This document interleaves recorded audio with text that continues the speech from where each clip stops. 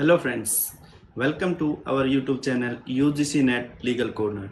तो आज हम डिस्कस करेंगे ज्यूरिस्प्रूडेंस के बारे में। ज्यूरिस्प्रूडेंस के अंदर हम सबसे पहले क्या क्या करेंगे? सबसे पहले हम करेंगे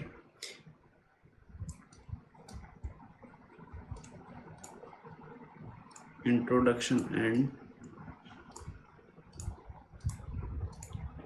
meaning of jurisprudence.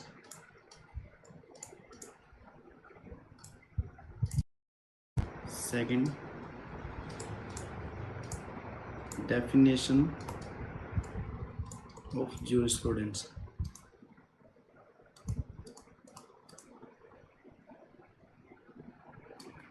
Third, role and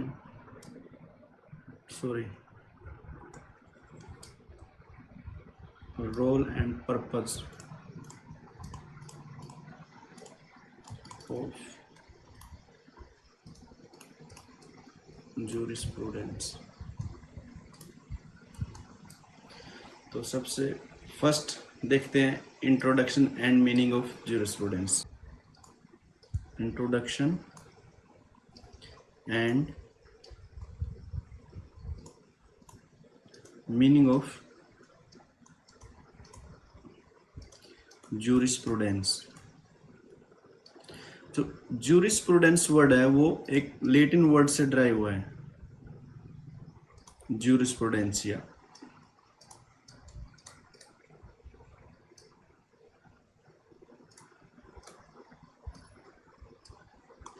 means juris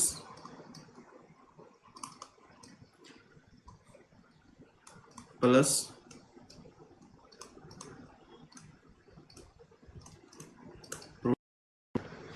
juris means law plus prudentia means knowledge।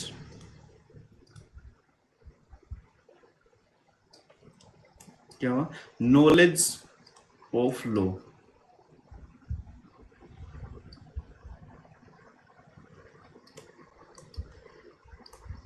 और क्या बोल सकते हैं?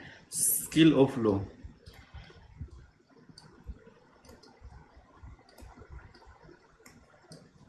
तो jurisprudence means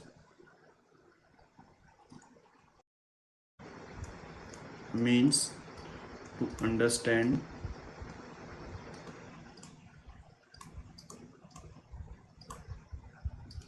understand the law and exploring the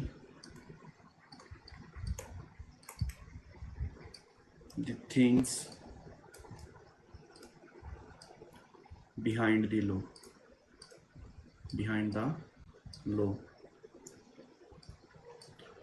or it is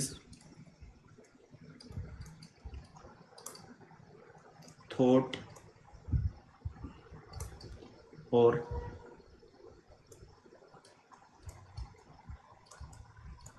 philosophy behind the law,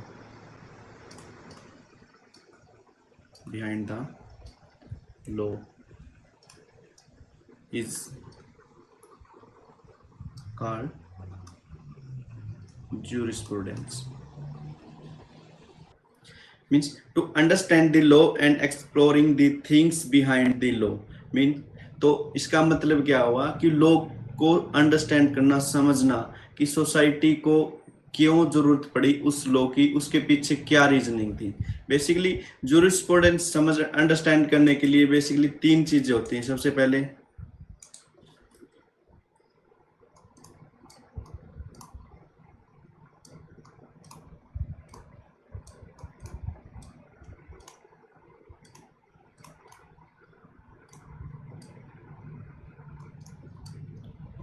why, second approach,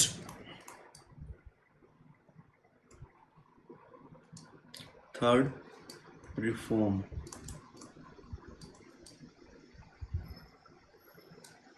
तो इसमें क्या है? जैसे फॉर एग्जांपल कोई लॉ है, उस लॉ को कैसे बनाया, अप्रोच क्या थी, वो लॉ क्यों आया, उसमें इंटरप्रिटेशन की ज़रूरत है या नहीं है, अगर कोई लॉ ऑलरेडी प्रेजेंट है तो उसमें रिफॉर्म की रिक्वायरमेंट नहीं है या फिर है, तो ये बेसिकली यही जूरिस्प्रूडेंस होता है। तो इसका एग्जांपल हम मैरिज, जो हिंदू मैरिज के अंदर एज है उसका भी एग्जांपल ले सकते हैं। जैसे कि जो पहले था हिंदू मैरिज एक्ट आने से पहले जो एज थी वो डिसाइड नहीं थी, लेकिन फिर बाद में क्या कर दिया, डिसाइड कर दिया। क्यों डिसाइड करनी पड़ी ये एज, क्योंकि to restraint the child marriage act. और फिर बाद में अब जैसे कुछ 1 और 2 ईयर पहले जो भी डिबेट हुई थी एज पे कि एज जो मेल और फीमेल की एज को क्या कर दिया जाए, इंक्रीज कर दिया जाए। तो क्यों इस चीज़ की रिफॉर्म पड़ी, ताकि रिफॉर्म क्यों पड़ी, क्योंकि जो एजुकेशन है उसको एनहांस कर सकते हैं। तो बेसिकली यही पर्पज होता है जूरिस्प्रूडेंस। तो एट लास्ट में हम इसको कैसे कंक्लूड करेंगे,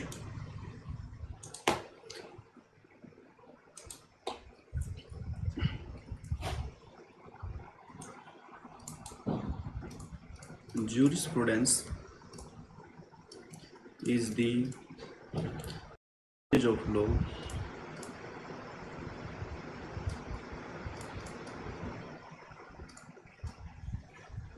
or we can say that to understand the law or exploring the things behind the law। Next कहते हैं डेफिनेशन ऑफ जूरिस्प्रूडेंस।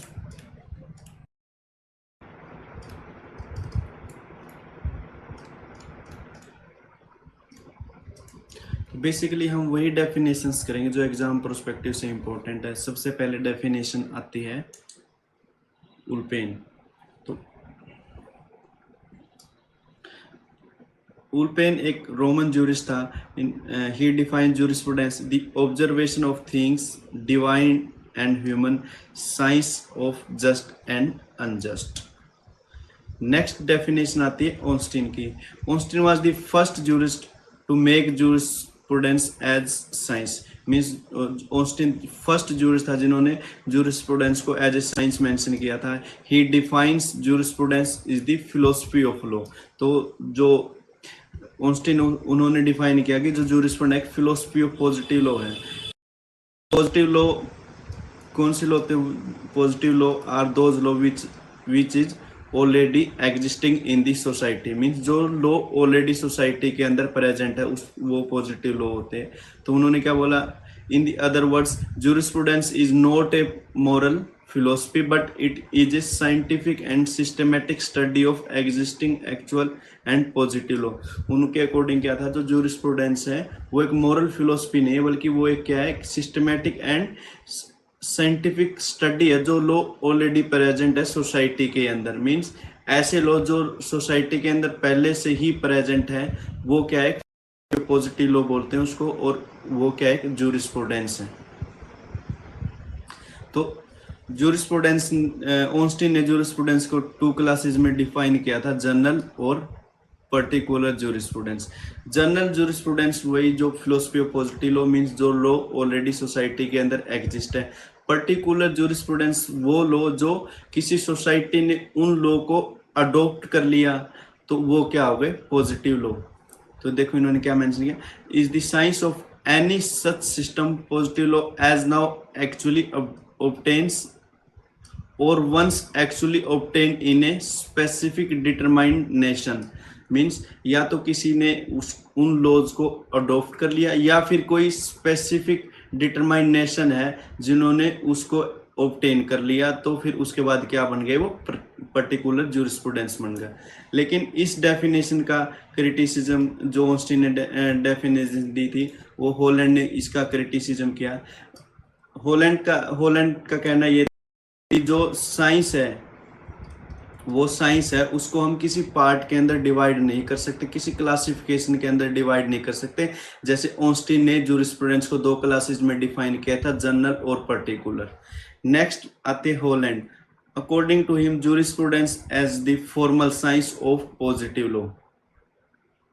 तो ऑस्टिन ने क्या किया था, फिलोसफी ऑफ पॉजिटिव लॉ।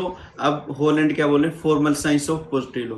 तो फॉर्मल साइंस क्या होती है, formal science rule of external human conduct enforced and control by sovereign political authority. Means जो ह्यूमन कंडक्ट के थ्रू जो कोई भी रूल बना गया, किसके द्वारा एनफोर्स किया गया, वो सवर्न पॉलिटिकल अथॉरिटी के थ्रू वो उस रूल को एनफोर्स किया गया, तो वो फॉर्मल साइंस हो गया। तो नेक्स्ट है ग्रे।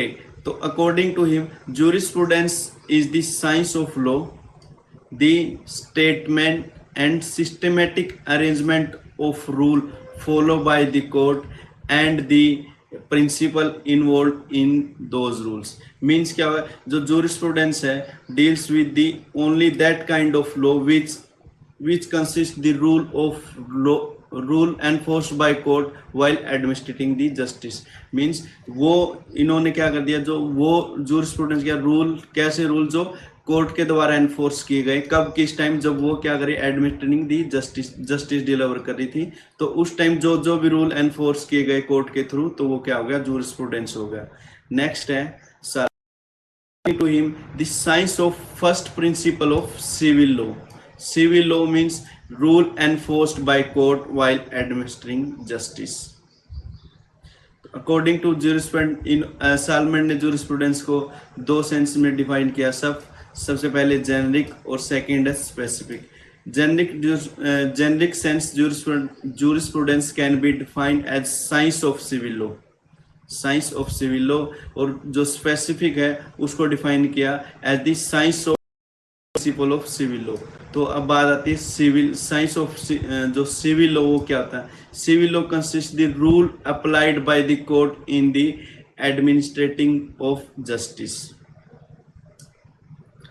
ठीक, तो नेक्स्ट इस जो सैलमन ने डेफिनेशन दी थी, इसका भी क्रिटिसिज्म किया, किस बेस पे किया गया, criticism on the ground that he has narrowed down the field of jurisprudence by saying that it is a science of civil law, hence cover only the particular legal system. Means जो salmon की definition थी, उन्होंने एक civil law, एक narrow definition थी, और जो जिसकी लिमिटेशन ओनली सिविल लॉ तक लिमिटेड ही थी।